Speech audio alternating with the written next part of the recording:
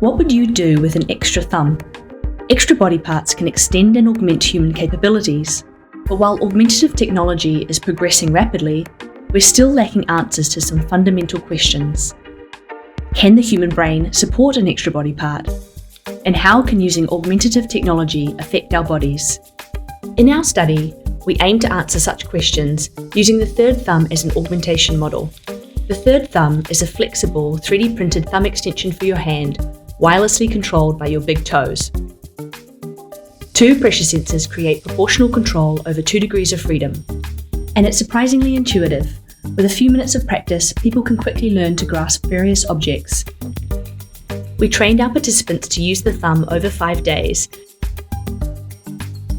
using a combination of tasks that were fun and engaging, whilst teaching the basics of using the thumb.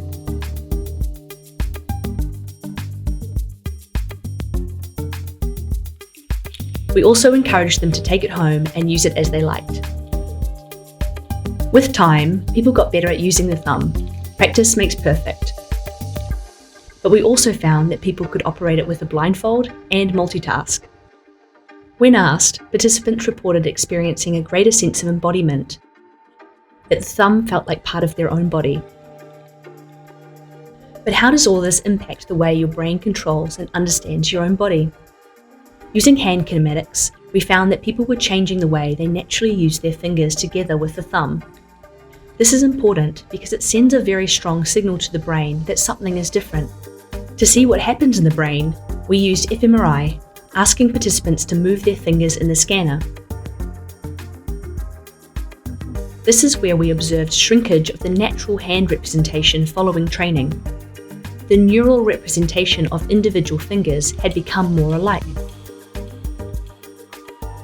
And this was happening without people using the thumb whilst in the scanner, so their own natural body representation had now changed.